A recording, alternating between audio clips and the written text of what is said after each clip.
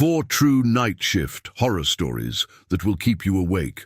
4 stories, 4 workers, 4 nights that changed everything. What happens when the lights go out, the building empties, and something, or someone, is still there with you? These are not urban legends. These are not campfire tales. These are real accounts from real people who clocked in for an ordinary night shift and clocked out of everything they thought they knew about the world around them. Some of them quit their jobs the very next morning. Some of them never worked nights again. And some of them are still trying to make sense of what they witnessed. You are about to hear 4 of the most terrifying night shift experiences ever documented.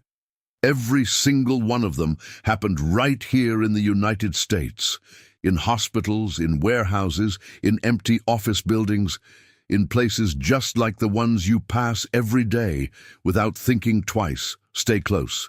Keep your lights on. And whatever you do, do not listen to this alone at 2 in the morning, because once you hear these stories, the dark will never feel quite the same again. Check if you are already subscribed to this channel, because this is the kind of content that will make your heart race, your palms sweat, and your eyes wide open at 3 in the morning.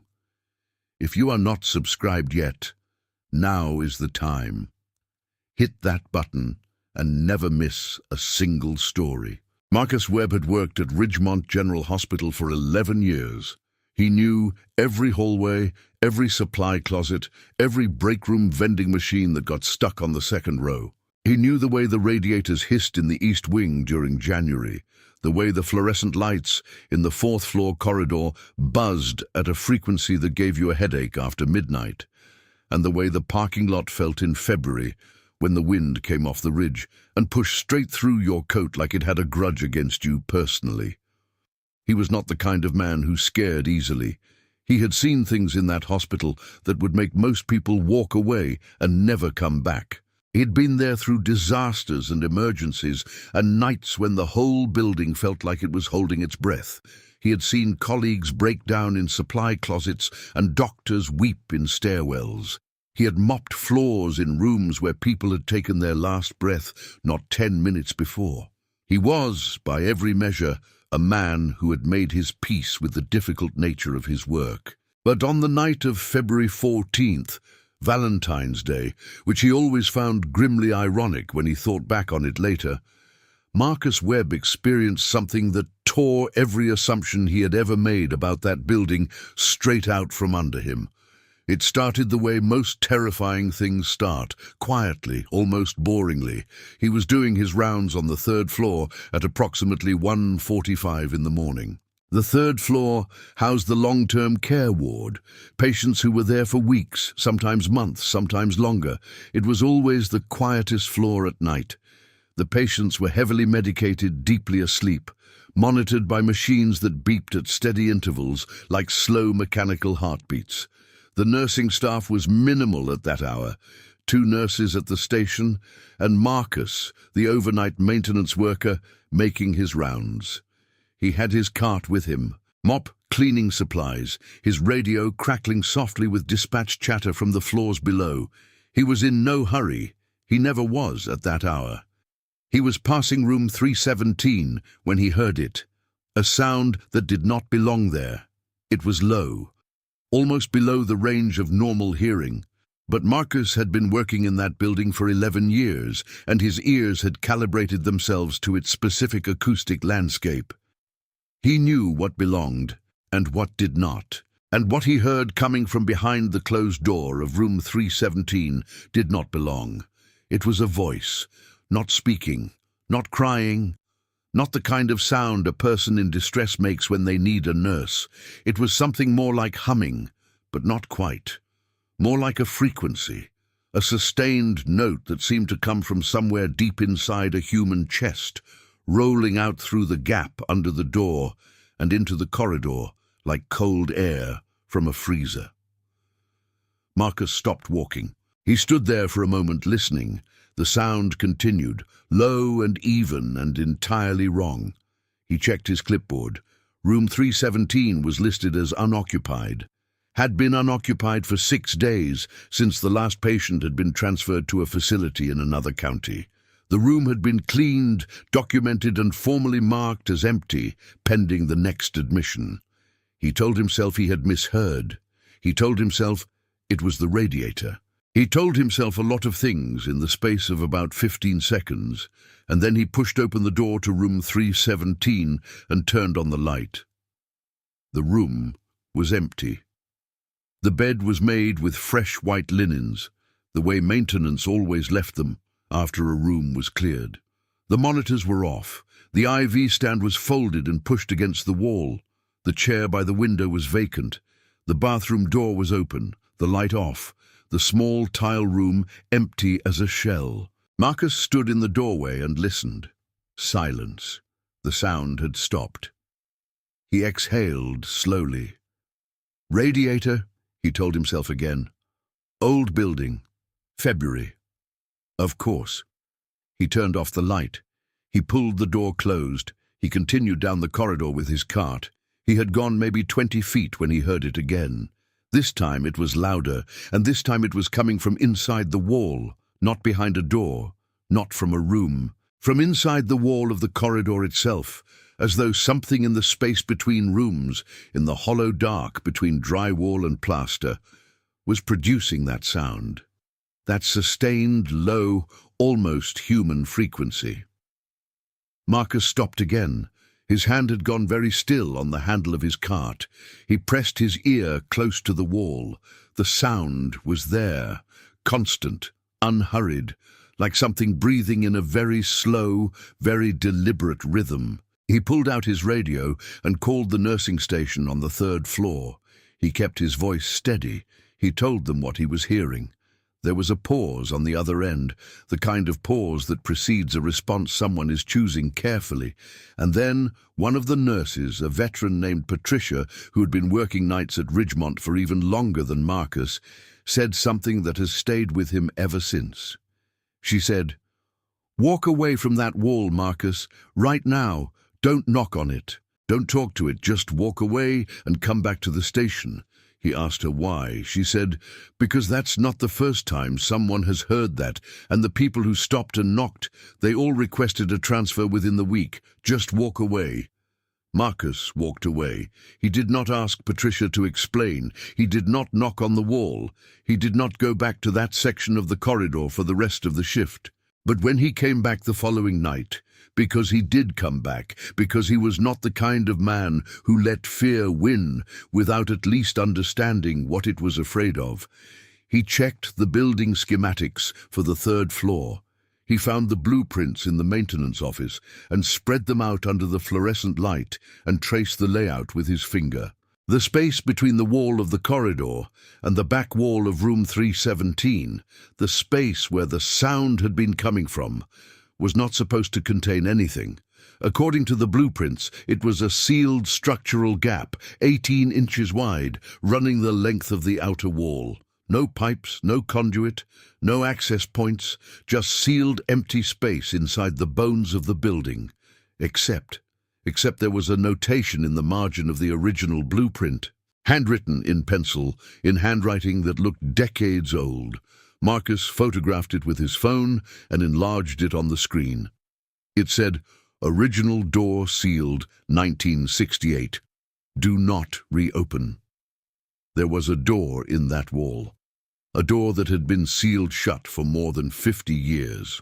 A door that opened into 18 inches of dark, enclosed, structural space that no one had accessed since 1968. Marcus researched the hospital's history that weekend. He was not obsessive about it. He was methodical. He found the records he was looking for in the county archive, digitized hospital documents from the 1960s, dry institutional language that somehow made what he was reading worse. In 1967, a patient on the 3rd floor, a man admitted for what the records described only as a prolonged psychiatric episode, had gone missing from his room during the night. The investigation that followed was brief and largely inconclusive. The patient was never found. The case was administratively closed in the spring of 1968, around the same time, Marcus noted, as the notation on the blueprint. He has never shared this information with Patricia. He has never asked her what she knows. Some knowledge, he decided, is better left sealed behind a wall. He still works at Ridgemont General. He still does the overnight shift.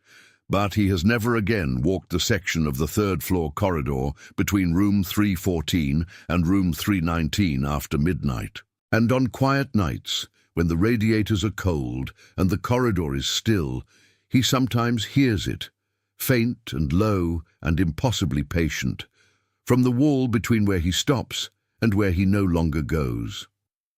Deanna Rourke was 24 years old when she took the job at the Coldridge Distribution Center on the outskirts of Baxter, Ohio. It was not a glamorous job.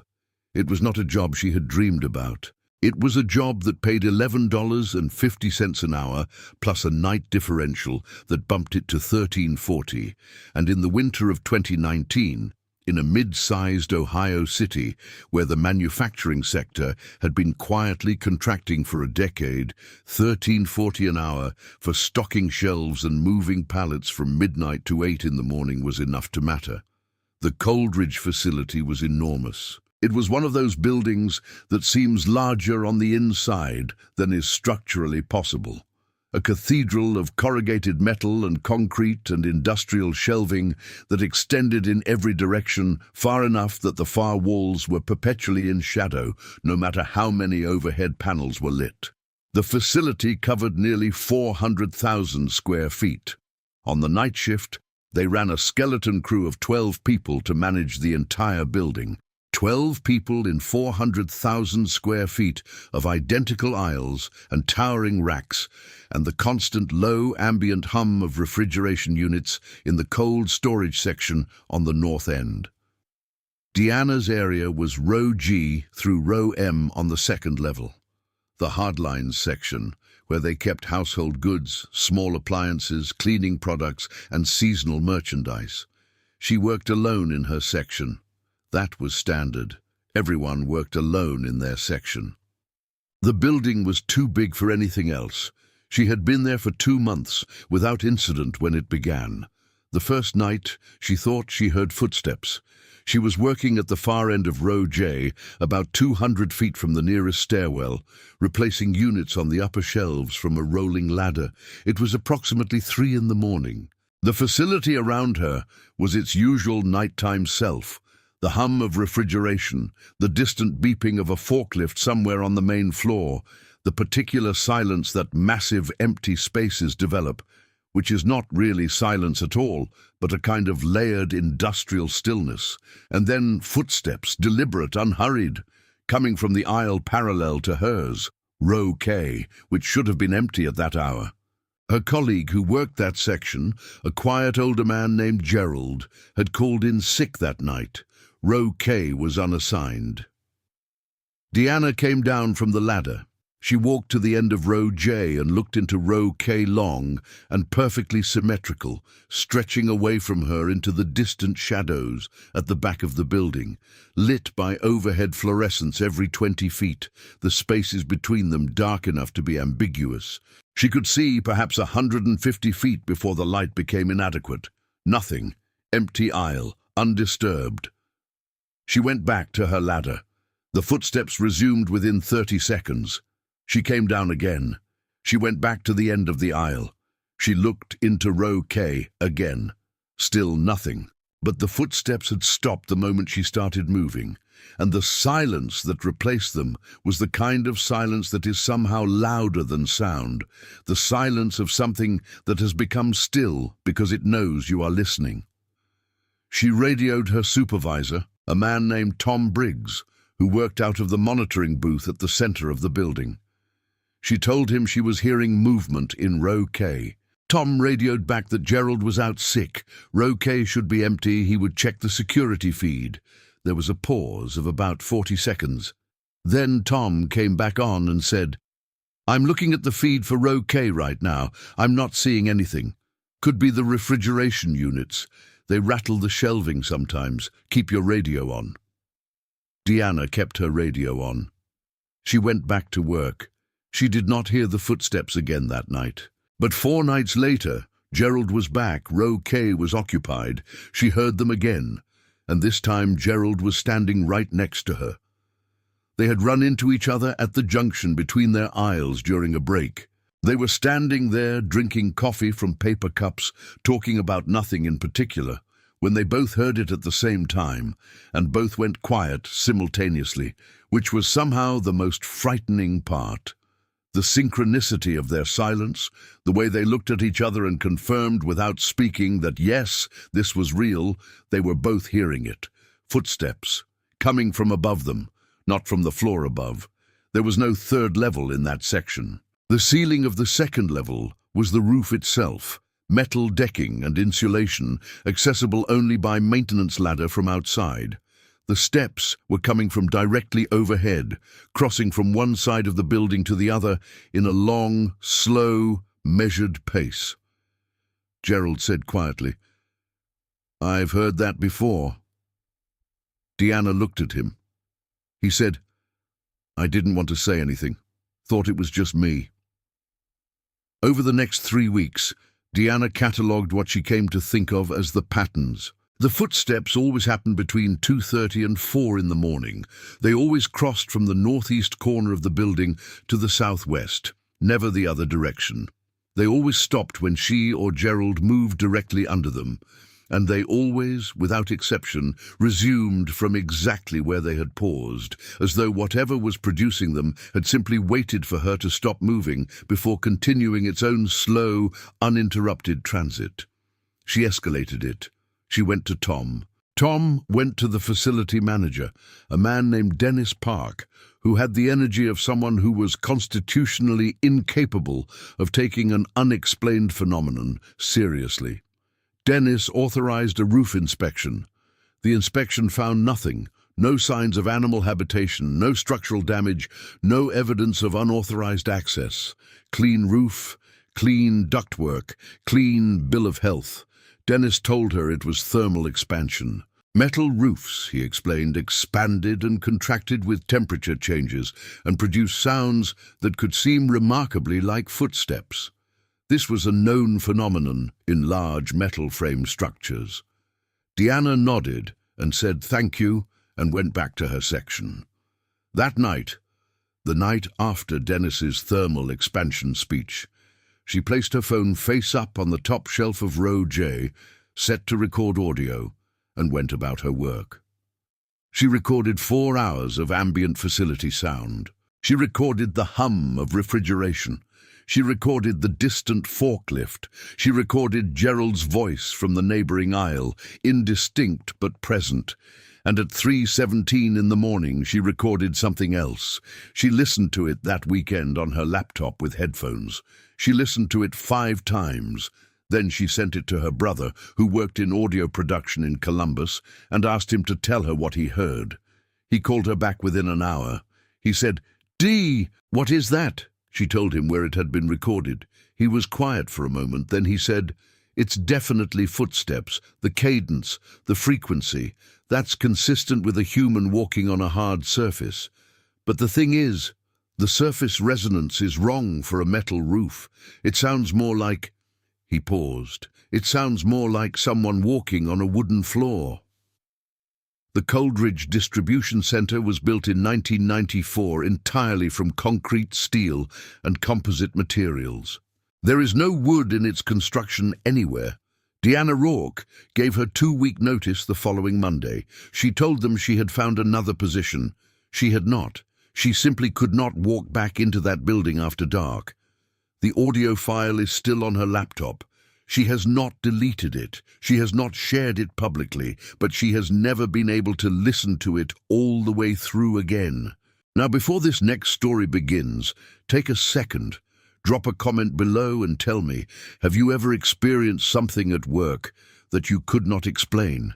Something you dismissed but never truly forgot? Because after this chapter, you are going to want to share it. Ryan Castellano was not supposed to be in the building that night. He was a data analyst for a mid-sized consulting firm headquartered in a glass tower in downtown Chicago.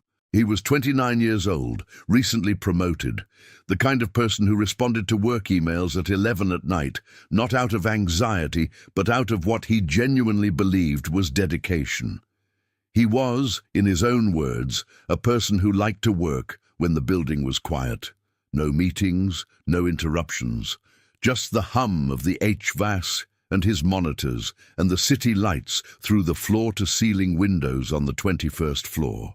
On the night in question, a Thursday in late October, the kind of October night in Chicago when the wind off the lake comes down the corridors between the buildings with a precision and a force that feels personal, Ryan was in the office alone from 10 at night until an estimated 3 in the morning.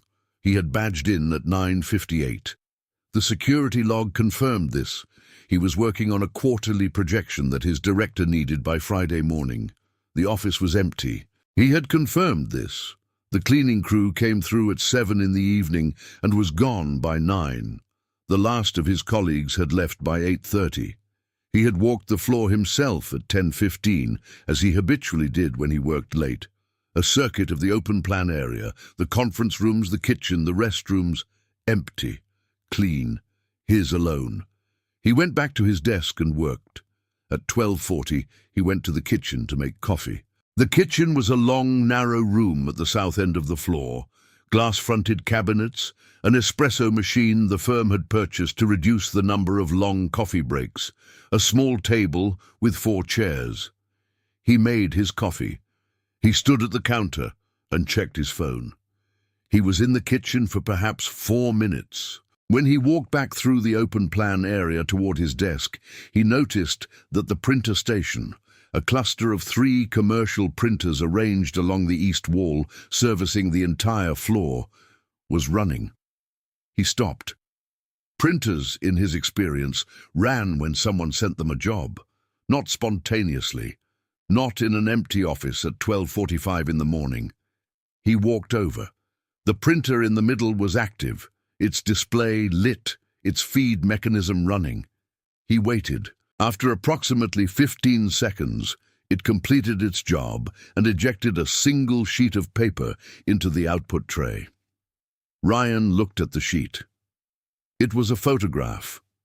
Black and white, high contrast, the kind of image that a modern office printer would produce from a scanned document or an image file sent to the printer queue from a computer.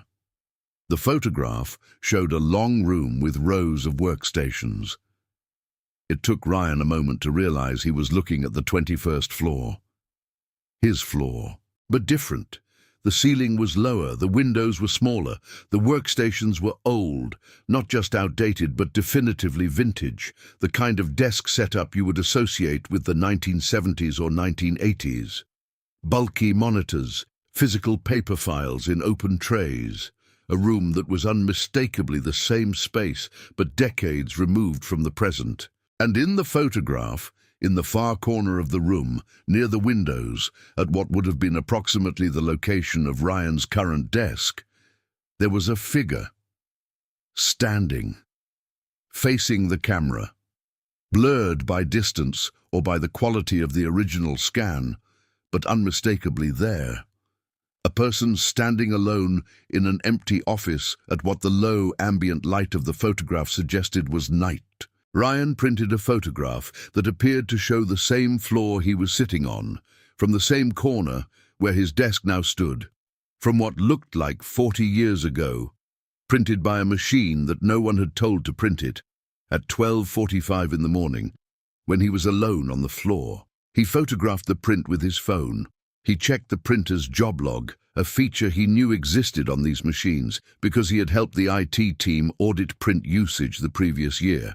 The log showed the job had been sent from a workstation on the 21st floor, internal network. It listed the sending device by its host name. The host name was WKSTN217. Ryan pulled up the network registry on his laptop.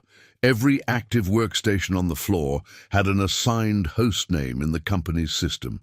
He knew the naming convention. They were all identified by floor number and unit number. WKSTN 217 should have been workstation 17 on the 21st floor. WKSTN 2117 was not in the active network registry. It did not appear in the current device list. He ran a full network scan. Nothing, no device by that name had been connected to the firm's network in any of the log files he could access, which went back 3 years. He escalated the issue to IT the following morning. They ran a full audit. They found no explanation for how a print job could have been transmitted to the printer from a device that did not exist on the network. They concluded, after several days of investigation, that it was likely a legacy cache job, a print command that had somehow persisted in the printer's memory from a previous configuration and been triggered by a coincidental combination of sleep cycle and network event. Ryan accepted this explanation because it was the only one available, but he researched the building's history. The tower had been constructed in 1991, so the photograph, if it showed the 21st floor, could not have been from before that. But the original tenant of the 21st floor, he discovered, had been a financial services company that had occupied the space from 1992 until 2003, when it had been dissolved following a federal investigation into its accounting practices. The dissolution had been messy. 3 senior executives had faced serious professional and legal consequences. One of them, a man named Edmund Farrell, the firm's chief financial officer, had been known, according to a profile in the Tribune from 2001, as someone who habitually worked alone in the office through the night, often until 3 or 4 in the morning. The profile included a photograph. Ryan found it online, black and white, shot by a Tribune photographer sometime in the late 1990s. It showed a man at a desk, in an office with a lower ceiling and smaller windows than the current configuration. The space had been renovated when the current firm took over. And the man was looking at the camera with the particular expression of someone who has been caught rather than someone who has posed, slightly startled, slightly unhappy about being seen. Ryan looked at the figure in the printed photograph from the printer. He looked at the Tribune photograph. He was not certain. The image quality was too poor for certainty. He told himself it proved nothing. He stopped working late nights in the office after that. He now works from home whenever a deadline requires him to push past 10 at night. He has never sent the photograph to anyone. He keeps it in a folder on his laptop titled MISC, between a scanned receipt and an old presentation template. He told this story once to a colleague he trusted over drinks. The colleague laughed. Then the colleague went quiet. Then the colleague said, "I always hated that printer station." Ryan never asked him why. Sandra Pruitt had driven the same route for 7 years.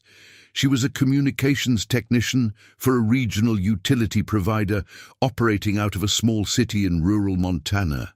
Not the kind of Montana that features in tourism brochures, but the flat, windswept, infrastructure-heavy Montana of grain elevators and microwave towers and county roads that run straight for 40 miles without a curve. Her job required her to maintain a network of signal repeater stations scattered across a roughly 600-square-mile service territory. Small, unmanned installations, usually no more than a shed and a tower, perched on high ground at intervals across the high plains. Most of her work happened at night. Interference was lower, the network quieter. And many of the stations were most easily accessible during the graveyard shift, when civilian traffic on the county roads dropped to near zero, and she could drive the full circuit of her territory in a single shift without losing time to agricultural traffic or the occasional ranch truck that appeared without warning from a field access road. She drove a company pickup. She knew the roads the way some people know their own kitchens, by feel, without thought. She could tell you the exact mile marker where the pavement deteriorated on Route 7. She could tell you which of the access tracks were impassable after rain and which were deceptive, looking bad but actually solid under the mud.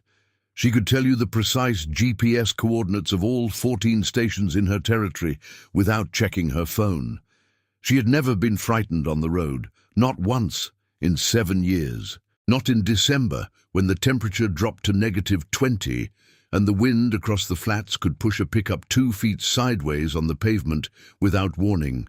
Not in August, when the lightning storms came up from the south with no notice and lit the sky in sequences that looked like something communicating. Not at 3 in the morning, in the absolute darkness of a sky with no light pollution whatsoever, when the stars above were so dense and so present they created their own kind of vertigo. Sandra Pruitt was not a person who frightened. Until October 9th. She was on her way to Station 11, one of the more remote installations in her territory, situated on a rise about 7 miles off the main county road, accessible by a gravel track that wound through a section of private grazing land. The landowner had an easement agreement with the utility company and was generally cooperative, though Sandra had learned over the years to call ahead when she was coming out so that he knew the headlights on his property at 2 in the morning were hers and not someone else's. She had called ahead. He had answered, groggy but not alarmed, and told her to go ahead. Standard routine. She turned off the county road onto the gravel track at approximately 1:50 in the morning. The track was dry, it had not rained in 2 weeks, and the surface was good. Her headlights threw the terrain into sharp relief on either side. Dry grass, fence posts, the occasional dark shape of a rock or a shrub. The track curved gently uphill for a little over 3 miles before cresting the rise where Station 11 stood. At the 2-mile mark, her radio went silent. Not static, not interference. Silent. As in the ambient carrier signal that her company radio always maintained, the steady underlying presence that told you the network was there, simply stopped. She picked up the handset and tried to raise dispatch. Nothing. She checked the power. On. She checked the antenna connection. Secure. She cycled through the channels, silence on everyone. She was not alarmed yet. Loss of signal happened. There were dead zones in her territory. She noted the location and continued driving. At the 2-mile 40 mark, her truck's headlights dimmed, not switched off, not failed, dimmed, reduced to perhaps 30% of their normal output, as though the power draw on the vehicle had suddenly increased enormously, pulling current away from the lighting system. She checked the dashboard. The engine was running normally, the battery indicator was fine. She had full power to every system she could verify. But the headlights were dim, and the world ahead of her had narrowed to a pale grey cone that barely reached 15 feet. She stopped the truck. She sat there for a moment, engine idling, listening. Wind, the tick of the cooling engine. Nothing else. She decided to reverse back to the county road and report the equipment issue through her phone. She reached for her phone. It was in the cup holder where she always kept it. The screen was on, and on the screen was an alert she had never seen before. Not a standard notification, not a system message, not an app alert. Just text on a black background, formatted like a system message that said, "Signal received. Origin unknown. Repeat transmission detected. 14 occurrences. Last occurrence. 0.03 seconds ago." Sandra was a communications technician. She knew what a signal detection alert looked like. This did not look like any interface she recognized from any application on her phone. She looked up from her phone. In the field to her left, 30, maybe 40 feet from the track, there was a light. Not a vehicle light. Not a structure light. Not a reflection from her own headlights, which were too dim and pointing in the wrong direction. A light that was self-contained, approximately 2 feet in diameter, hovering at about waist height above the dry grass. It was not bright in the way a flashlight is bright. It was bright in the way that something that generates its own illumination is bright, evenly, completely, without casting a beam, without creating shadows around itself. It was completely still. Sandra looked at it for what she later estimated to be approximately 12 seconds. Then she put the truck in reverse and drove backward down the track as quickly as the terrain allowed. Headlights still at 30%, radio still silent, until she reached the county road and turned around and drove back toward town. Her headlights returned to full brightness approximately half a mile from the point where they had dimmed. Her radio returned to full signal shortly after. Her phone screen had returned to its normal lock screen interface, no trace of the alert she had seen. She filed a maintenance report noting radio and electrical anomalies at the 2-mile mark of the Station 11 access track. She noted no other unusual occurrences in her report because she was a communications technician employed by a regional utility, and she did not have a category in her incident reporting system for what she had actually seen. She returned to Station 11 2 weeks later, in daylight, with a colleague. The installation was functioning normally. The track was clear.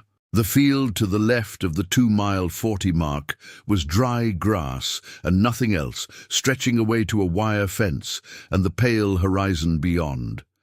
Her colleague noticed she was walking slowly as they passed that section. He asked her if everything was okay. She said yes. She said she was just checking the surface for erosion. She retired from that position 18 months later, 3 years earlier than she had planned. She lives in Missoula now. She does not drive rural roads at night. She has told this story twice. Once to her daughter, who did not know what to say, and once to a long-haul driver she sat next to on a flight to Seattle, who had his own story, which he told her in return, which she has never shared with anyone because she made a promise on that flight that she would keep his confidence. Montana is a very large state. There are a great many places out there in the dark of it where the signals behave strangely, and the lights on the high ground are not always the ones you put there.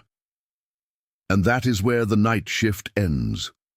4 workers, 4 nights, 4 stories that have no clean explanation and no comfortable ending.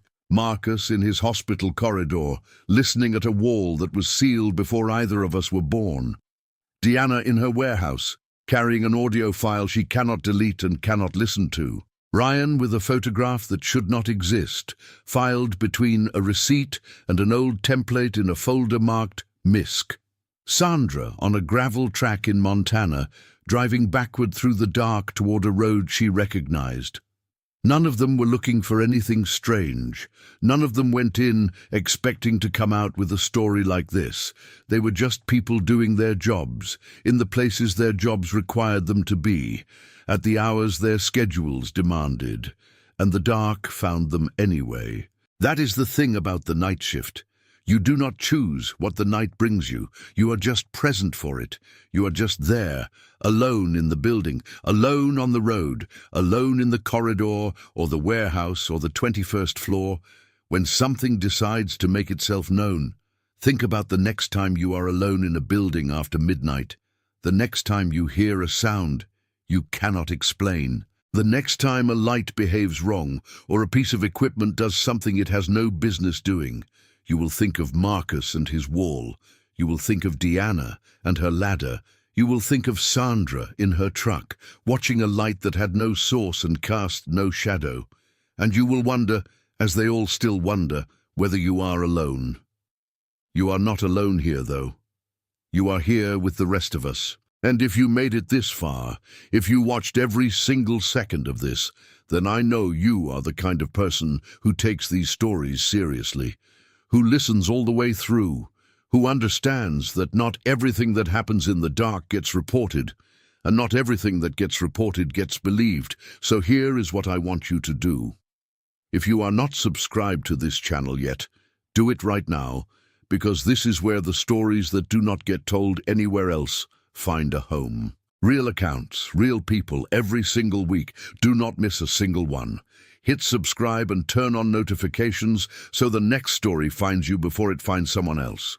Now, scroll down to the comments. right now, and leave this exact phrase, "I watched until the end."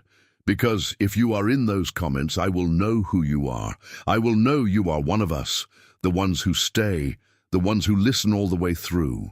The ones who understand that the most frightening stories are always the ones that happen to someone ordinary, in a place just like yours, on a night that started exactly like any other. Leave that comment. I watched until the end. And if this story kept you awake tonight, if you felt the weight of these 4 accounts pressing on you in a way that made the dark in your own home feel a little less familiar, then do one more thing. Hit that like button. Share this with someone who needs a sleepless night.